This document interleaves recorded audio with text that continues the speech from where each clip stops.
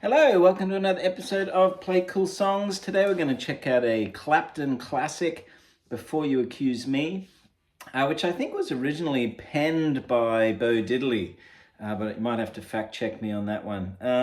Anyway, it's a song that we did last weekend at one of my gigs, and it's just really cool, a nice little spin on the 12-bar blues format. And this version comes off a compilation CD, which I only recently discovered, and I've just been listening to it a lot. It's just really cool kind of B-sides and bootlegs, I think. It's just called Blues, which came out in the late 90s, and I just ran across that on Apple Music. So it's just some really cool kind of low-key bluesy stuff from Clapton and the band. Yeah, and it's taken me a while to kind of find some Clapton stuff that I've really clicked with, because there are just so many eras in his career, and for a long time I must admit I just sort of didn't get it, or it just didn't resonate with me. But recently I've really found this stuff. This blues compilation, 21 Nights and Just One Night live in Tokyo, and since discovering that, I've just found this whole new perspective on the Clapton phenomenon, and I've just been really digging deep in that stuff and enjoying it for the songwriting and for the chops and all of that good stuff. So this version might not be the Journeyman take, but yeah, it just comes off that compilation, which I'd encourage you to check out, which is super cool, and it was maybe just a first run of that track, or him just kind of feeling it out. It's probably something he was doing for a while before he committed it to the studio version on Journeyman. But anyway, let's dig into it. We're in the key of A here. I just thought we'd check out some country style bends and some things that we can add to our blues playing, just to give you a few ideas around that. One thing I really like about this tune is that when we're singing, the verses all happen on the 4 chord and then return back to the 1, and then we have that chord 5 turnaround. So it's just a slightly different spin on the 12-bar blues format. So the intro is A, and we're kind of going up to this little G chord, D chord, and back to the A there. So I'm on my A chord there, on 5 and 4 of the D and G string, 4 and 2. So kind of just playing the low part of a G triad there, low part of a D triad there, with the 3rd in the bass, and then down to the A. And then I'm just throwing a few things on the end of that. I'll just play through and then I'll show you what I mean.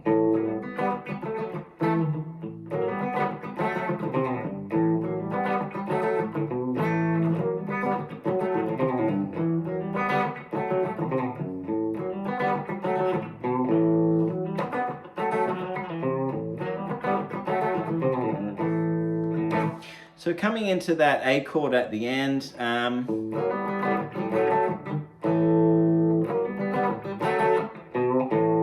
might just take the B note and bend into it, or slide down from the C, little triplet kind of run, and then bending the G note bending the B note, bending the F sharp note. You know, I'm doing all of those things.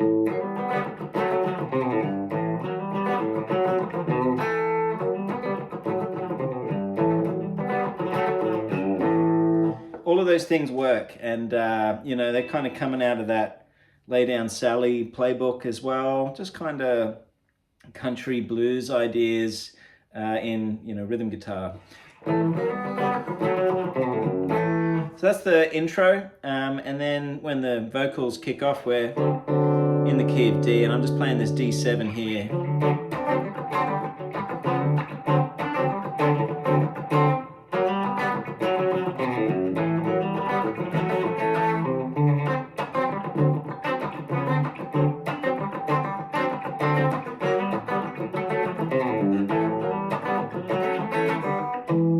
Then up to the 5 chord.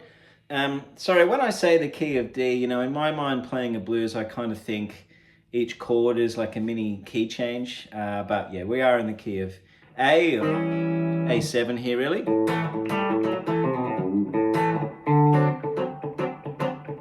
And with that, you know, D7 chord, I'm just keeping it funky. I'm sort of keeping my rhythm hand loose and just bringing in some of that percussion. Really, that part of my hand is just resting on the strings. It's all very relaxed and casual. And we're just bringing some of that percussive sound up into the chord.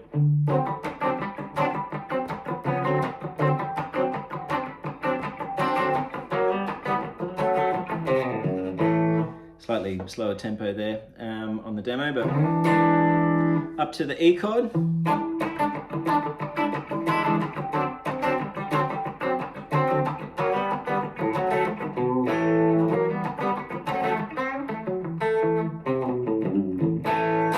Right, so, you know, me thinking about fills and solos and all of that, you know, the country thing for me rests a lot in the major keys, and that was sort of a way for me to incorporate major sounds into my blues playing. So, and I have talked about this before, but really thinking about, you know, the major pentatonic. In this case, you might think about, you know, F sharp minor, shape 1 sort of thing, but starting and ending on the A note. But you might use that relative minor rule just to get into the ballpark. But I'm also going up to the minor third, the C there. The flat 7, you know, the G note.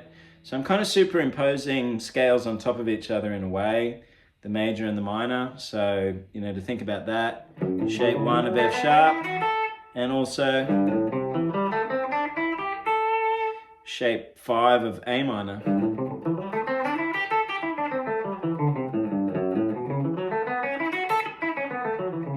And in doing so, I kind of get the C to C sharp thing. Some of these ideas.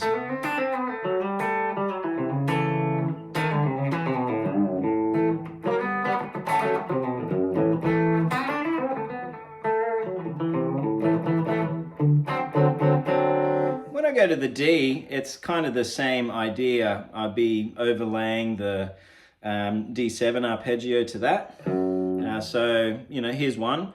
2-5 on the low E string, 3-5, 4, 2-5, 3, 2-5. Right, or 5,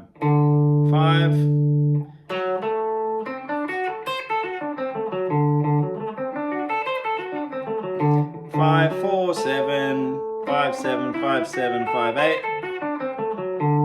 So I'm kind of thinking about those 7 arpeggio shapes as well. In solo land, you know, a quick formula for that would be maybe playing A minor pentatonic over the D. You know, when I'm soloing in my band on this song, we're just going to kind of play the verse over and over until we get the nod. So moving to that 4 chord and then back to the A vamp.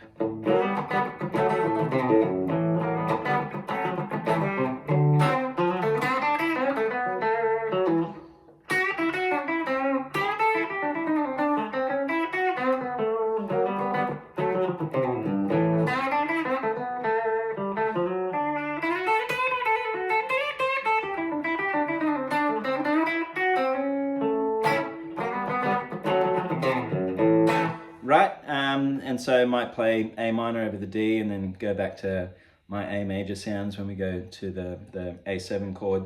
And that's kind of how I approach it, and then just try and get my phrasing dialed in with all of that. But another thing I wanted to mention on this video is just some of the country bends, you know, and for some reason I go there on this song, and we also have done Lay Down Sally in the past, and yeah, similar kind of thing. There's something about kind of the train beat feel that's going on there, which just conjures up some country licks, you know, which I practice a lot, but don't get to roll out all the time. So songs like this kind of give me an opportunity to, showcase some of those things that I've worked on in the practice room. But anyway, I kind of like these pedal steel bends.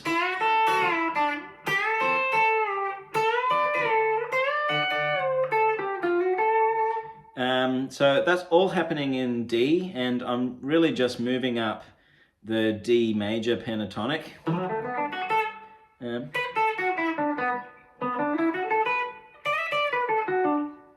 And you could also kind of think of it as B minor. So just on the B and the E string, I'm on the 5th fret, bending that E up to the F sharp. And then I'll keep the bend, hold the note on top. Takes a bit of dexterity with the fingers, but it's a cool sound. And then up here on the 8th fret, B string bending up to the 10. And I'll just bring that to the 7 there. And then if I try and connect those two, I start getting some cool country ideas. And then, right, so you can play around with those, you know, in your phrasing. Up here on 10, and then 13 to 15, and then my major third is on the 14th fret there.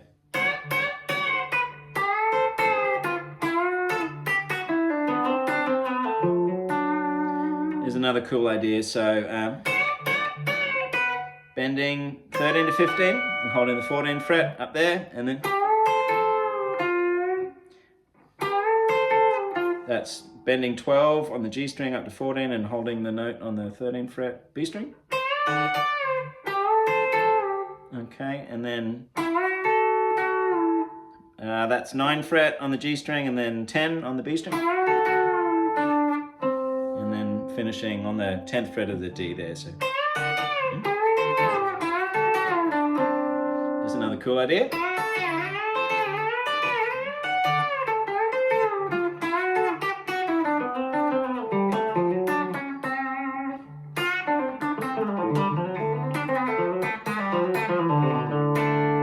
Right, and then you can kind of take those ideas into the A position.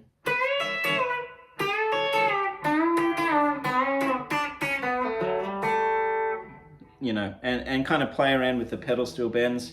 Through the 2 chords is a really cool way to approach that stuff and kind of polish it up. So then you can use it, you know, across other songs. So.